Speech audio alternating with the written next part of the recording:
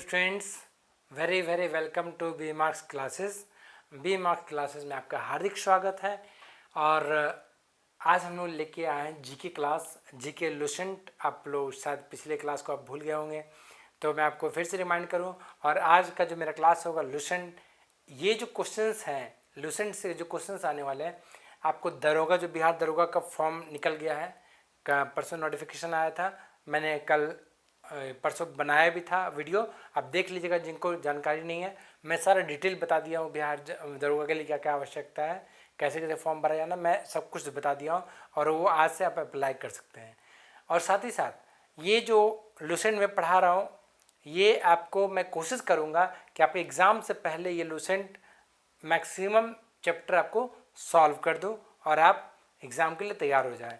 आप रटने से क्या होगा, रटना भूल जाइए। आप फिगर वाइज, जैसे मैं फिगर बता रहा हूँ, आप उस तरह से पढ़िए। वाइट कॉपी लीजिए और वाइट कॉपी लेकर उसको याद कर जाइए। जितना मैं पिछला क्लास है ज्योग्राफी को मैंने क्लास लिया है, ज्योग्राफी भूगोल जो क्लास लिया है, उस क्लास को भी देखिए।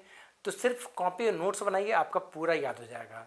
एक ये है। और रीजनिंग में भी सारा टॉपिक मैं 1 बाय 1 क्लियर करते जा रहा हूँ। मैं उम्मीद करता हूँ कि आप लोग ज़रूर देखते होंगे। अगर नहीं देख रहे हैं तो आज से देखना शुरू कीजिए। यदि आपका पहला वीडियो है तो आप आज से देखिए। और Lucent, GK, reasoning, math, English सब कुछ मैं करवा रहा हूँ, आप देखते जाइए। और दरोगा के लिए मैं हिंदी भी स्टार्ट कर रहा हूँ, हिंदी भी आप देखिएगा।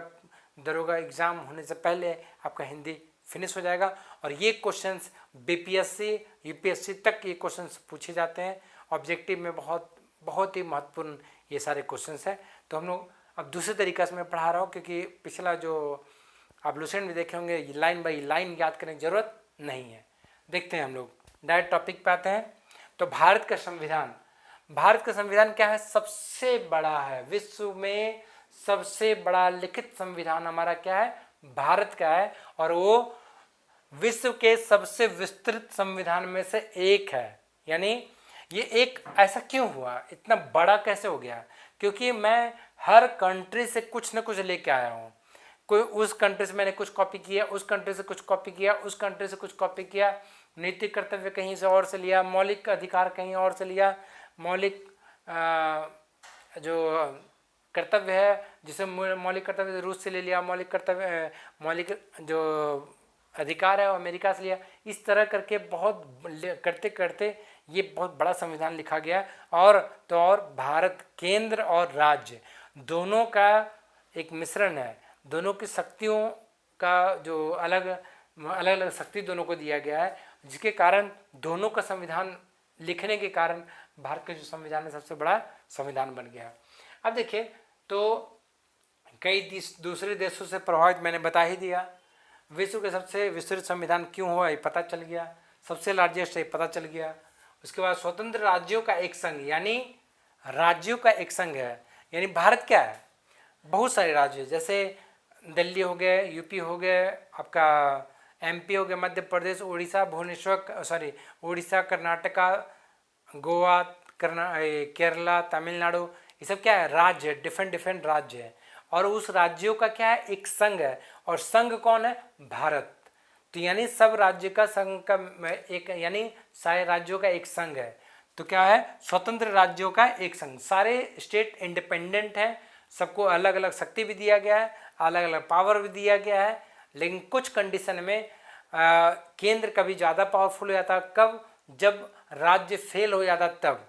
लेकिन दोनों को अधिकार दिया गया, जिसके कारण हमारा जो संविधान है थोड़ा लंबा है, बहुत ज़्यादा लंबा है।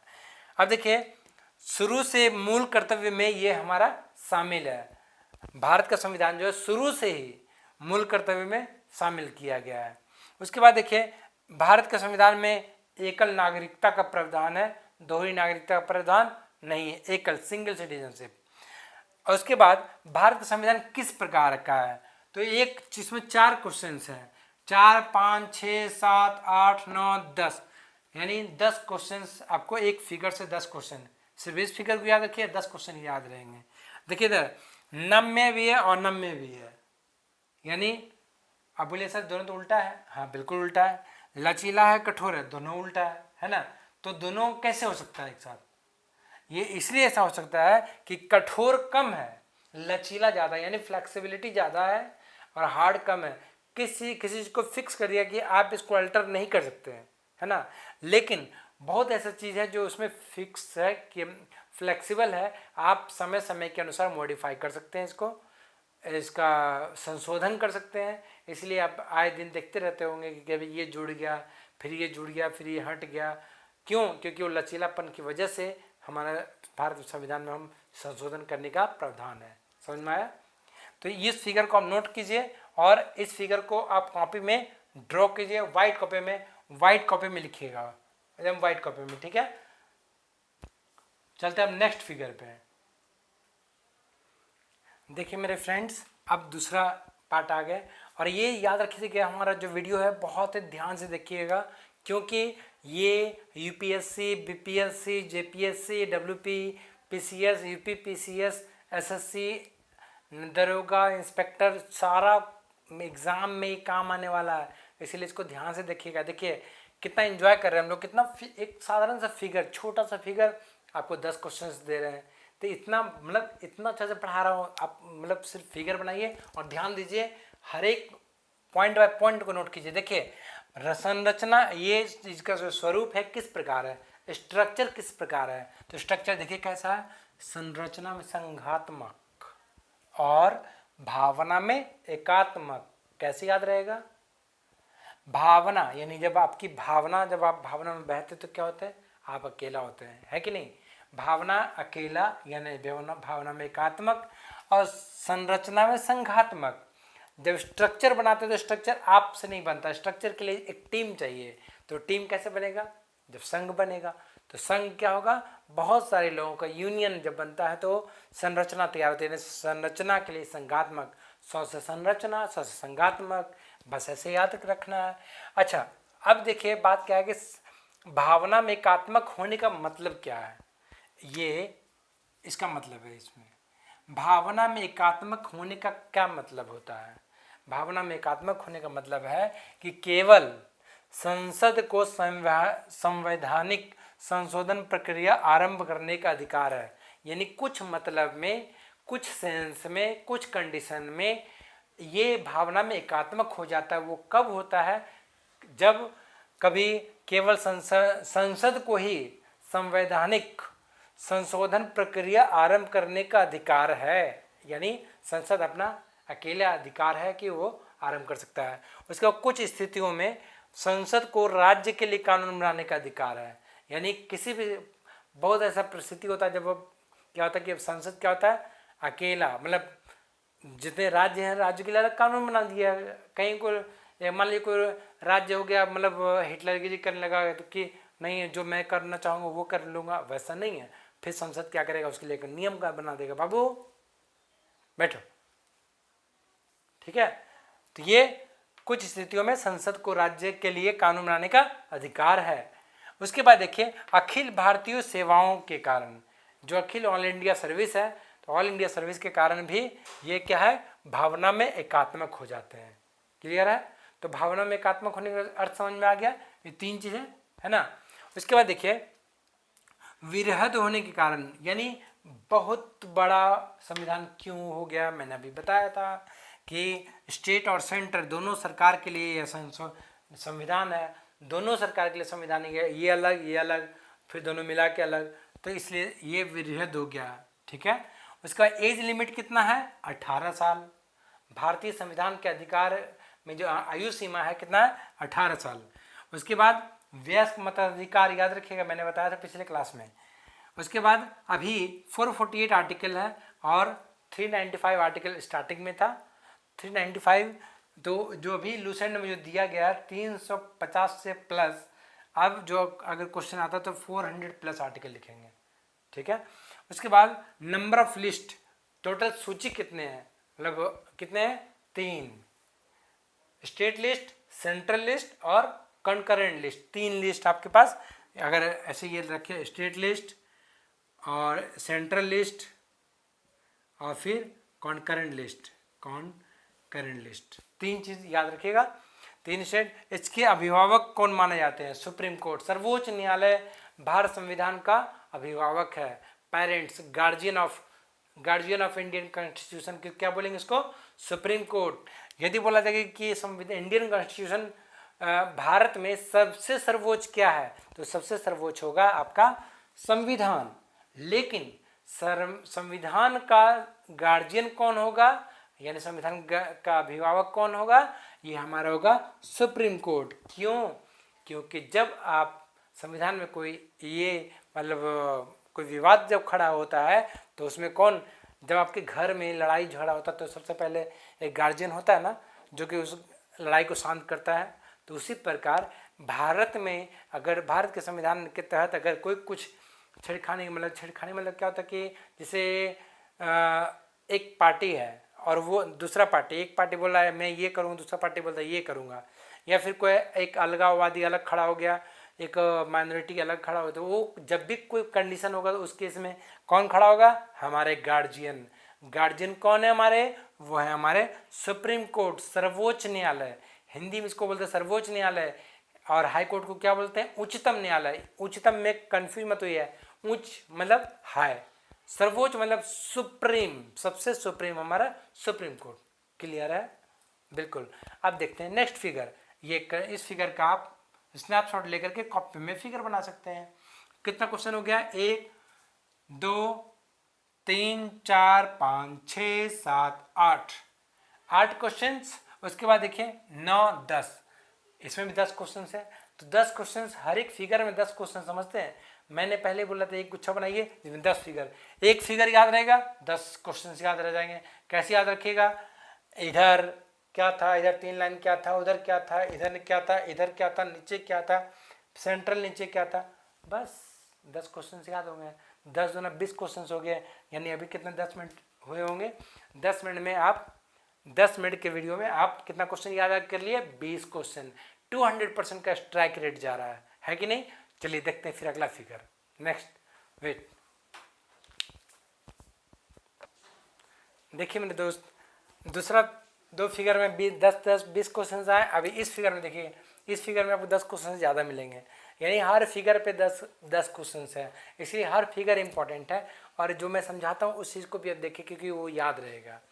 तो चलते हैं, देखिए इधर भारत का जो भारतीय संविधान है, जो मैक्सिमम प्रभाव, सबसे ज़्यादा प्रभाव किसका था? सबसे ज़्यादा प्रभाव आपका भारत सरकार अधिनियम 1935 से बहुत चीज़ लिया गया भारत संविधान में। जितना मतलब भारत सरकार अधिनियम 1935, इंडियन काउंसिल एक्ट 1935 जो था, उसे बहुत चीज़ भारत संविधान में कॉपी किया गया है।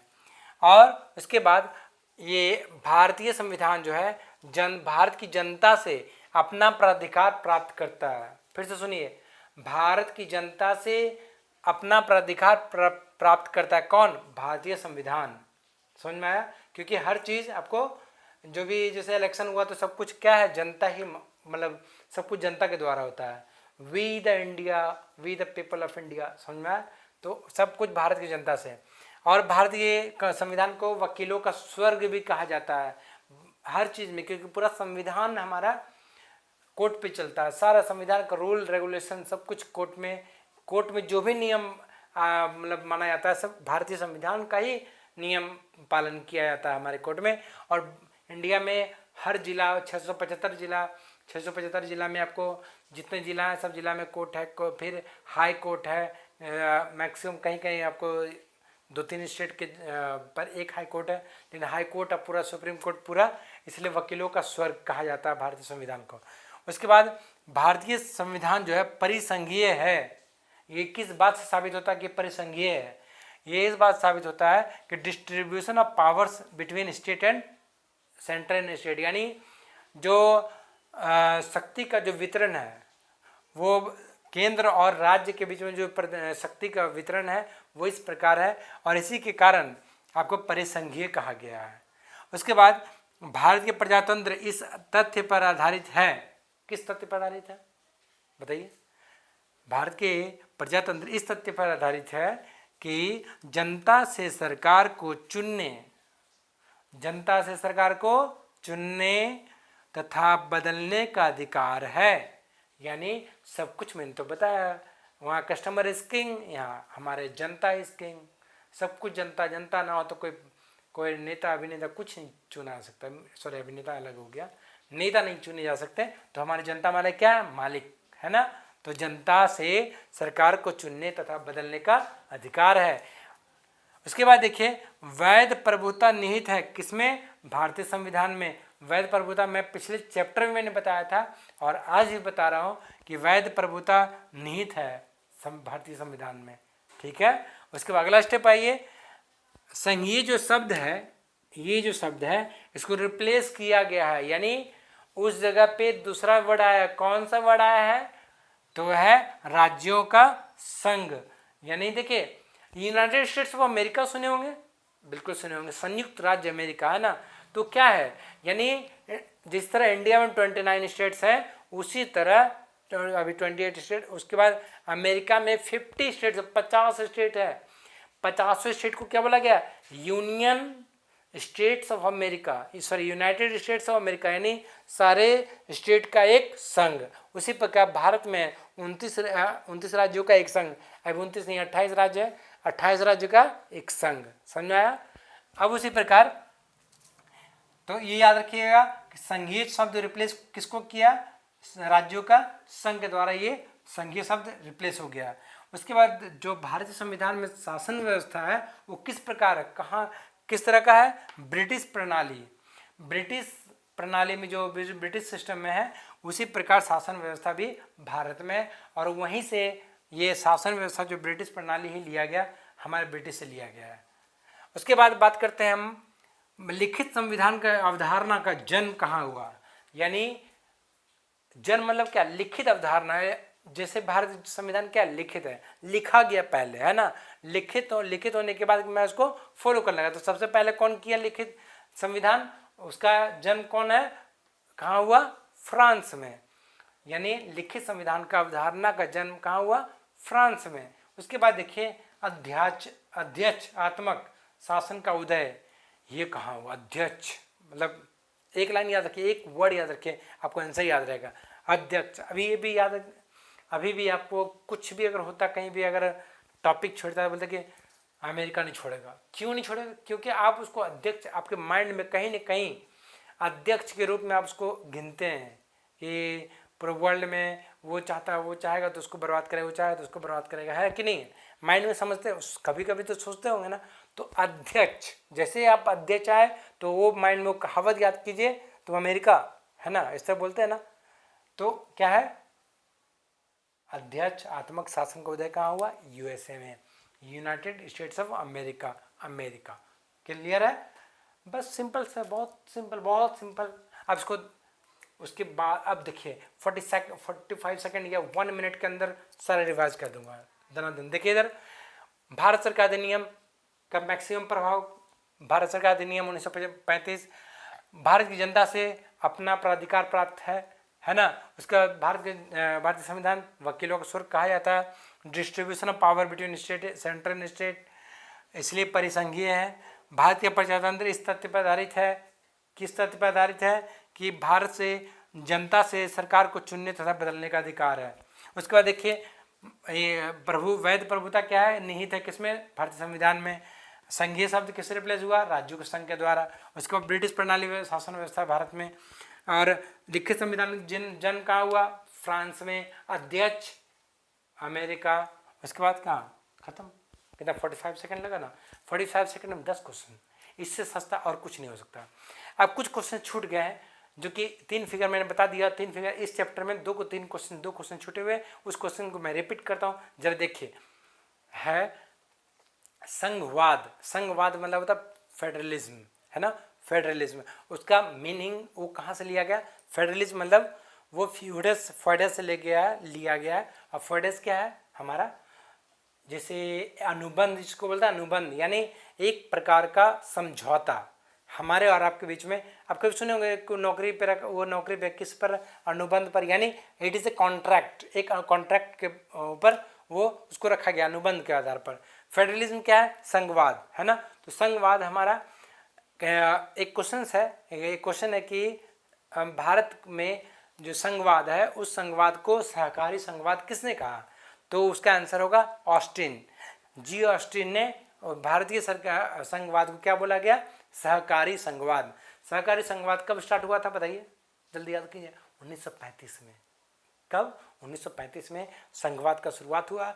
और ये इसका मतलब लैटिन में क्या बोला जाता है इसको? अनुबंध। उसके बाद 1971 से 1977 के बीच में इस संघवाद को क्या बोला गया? एकात्मक संघवाद का काल कहा जाता है। क्या बोला जाता है? एकात्मक संघवाद का काल कहा जाता है। कब? 1971 से लेकर 1977 तक। क्लियर है? बस यही हमारा चैप्टर नंबर 4 फिनिश। ये आपका अब आपके पास सवाल कितने हो गए? 30 सवाल। इसमें देखिए 1 2 3 4 5 6 7 8 9 10।